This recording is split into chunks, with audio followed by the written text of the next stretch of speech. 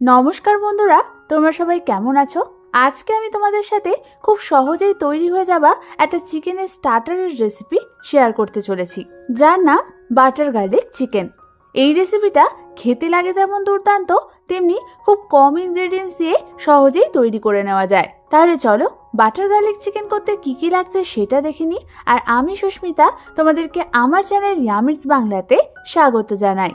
এই রান্নাটার জন্য আমি এখানে প্রায় 300 গ্রাম মতো ছোট ছোট করে কাটা বোনলেস চিকেন নিয়ে নিয়েছি।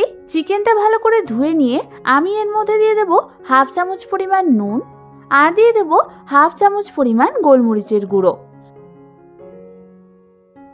নুন আর গোলমরিচের গুঁড়োটা দিয়ে ভালো করে আমাদের চিকেনটাকে মাখিয়ে নিতে হবে।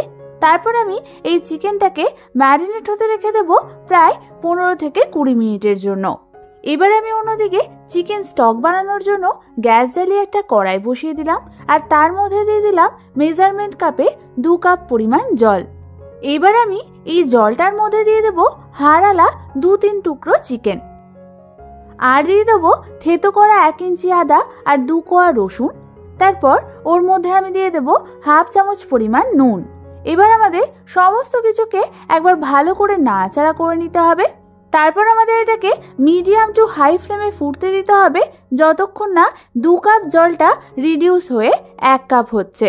বেশ কিছুক্ষণ ধরে ফোটানোর পর তোমরা দেখো আমাদের চিকেন স্টকের জলটা কিন্তু প্রায় 1 কাপের কাছাকাছি হয়ে গেছে। এই সময় আমাদের চিকেনের স্টকটাকে স্ট্রেন করে একটা বাটির মধ্যে তুলে রাখতে হবে। এবার অন্যদিকে ম্যারিনেট করে রাখা চিকেনটাকে নিয়ে নেব। তারপর আমি ওর মধ্যে দিয়ে দেব প্রায় 4 টেবিল চামচ পরিমাণ ময়দা। ময়দাটাকে আমাদের চিকেনের গায়ে ভালো করে মাখিয়ে নিতে হবে। আমাদের ভালো মতো সমস্ত কিছু মাখানো হয়ে গেছে। এবার আমি অন্যদিকে গ্যাস জ্বালিয়ে একটা তাওয়া বসিয়ে দিলাম আর তার মধ্যে দিয়ে দিলাম প্রায় 2 টেবিল চামচ পরিমাণ সাদা তেল। তেলটা ভালো মতো গরম হলেই আমি ওর মধ্যে একে একে চিকেনগুলোকে ছেড়ে দেব। আমাদের চিকেনগুলো সব তেলে ছাড়া হয়ে গেলে এইগুলোকে আমি হাই ফ্লেমে ভেজে নেব যতক্ষণ না এগুলো হালকা গোল্ডেন ব্রাউন কালার হচ্ছে। আমাদের চিকেনের এক সাইড ভাজা হয়ে গেলে সেগুলোকে আমি অন্যদিকে উল্টে দেব। তারপর সেই দিকটাও ভালো করে ভেজে নেব। তোমরা যদি হাই ফ্লেমে চিকেনটাকে ভাজো তাহলে তোমাদের চিকেনটা যেমন নরম থাকবে তেমনি ভেতর থেকে জুসি হবে। তোমরা দেখো আমাদের চিকেনগুলো কিন্তু হালকা গোল্ডেন ব্রাউন করে ভাজা হয়ে গেছে। এবার আমি এগুলোকে একটা অন্য পাত্রে তুলে নেব। এটাকে সরিয়ে রেখে অন্যদিকে গ্যাস জ্বালিয়ে আমি একটা কড়াই বসিয়ে দিলাম আর তার মধ্যে দিয়ে দিলাম প্রায় 4 টেবিল চামচ পরিমাণ বাটার। এবার বাটারটা হালকা মেল্ট হয়ে আসলেই আমি এর মধ্যে দিয়ে দেবো 2 টেবিল চামচ পরিমাণ কুচনো রসুন। এবার আমাদের রসুনটাকে মিডিয়াম ফ্লেমে 1 থেকে 2 মিনিটের জন্য একটু নাড়াচাড়া করে নিতে হবে। 1 থেকে 2 মিনিট পর আমি এর মধ্যে দিয়ে দেবো প্রায় 1 চামচ পরিমাণ ময়দা। ময়দাটা দেওয়ার পর আমাদের হালকা হাতে সমস্ত কিছু একবার মিশিয়ে নিতে হবে। তারপর আমাদের এটাকে মিডিয়াম ফ্লেমে নাড়াচাড়া করে নিতে হবে প্রায় 2 থেকে 3 মিনিট ধরে।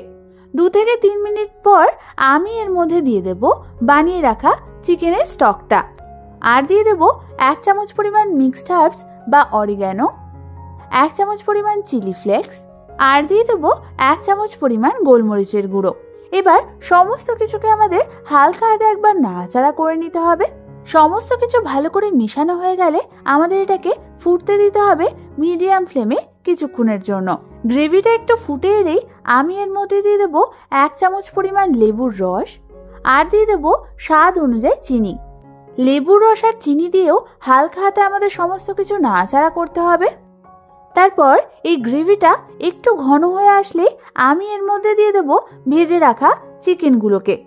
চিকেনগুলো দেওয়ার পর আমাদের এটাকে হাই ফ্লেমে ভালো মতো 2 থেকে 3 মিনিটের জন্য নাড়াচাড়া করে নিতে হবে।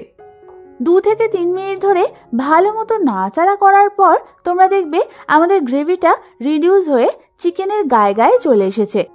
ঠিক এরকম কনসিস্টেন্সিতেই আমি এর মধ্যে দিয়ে দেবো 1 টেবিল চামচ পরিমাণ কুচনো পার্সলে পাতা। পার্সলে পাতাটা দিয়ে ভালো মতো একবার নাড়াচাড়া করে নিলেই তৈরি হয়ে যাবে আমাদের দারুণ স্বাদের বাটার গার্লিক চিকেন। এবার শুধু গরম গরম সার্ভ করার অপেক্ষা। কি তোমরা দেখলে তো কত তাড়াতাড়ি চিকেনের এই স্টার্টারটা তৈরি হয়ে গেল। তাহলে ঝটপট তোমরা বাড়িতে এটা ট্রাই করে ফেলো, আর ট্রাই করলে অবশ্যই আমাকে কমেন্টসে জানিও কেমন লাগলো। রেসিপিটা ভালো লাগলে একটা লাইক করে দিও, আর আমার চ্যানেলটা এখনো সাবস্ক্রাইব করে না থাকলে ঝটপট গিয়ে সাবস্ক্রাইব করে নাও। আজ তাহলে এ পর্যন্তই, আমি আবার চলে আসবো তোমাদের কাছে নতুন কোনো রেসিপি নিয়ে।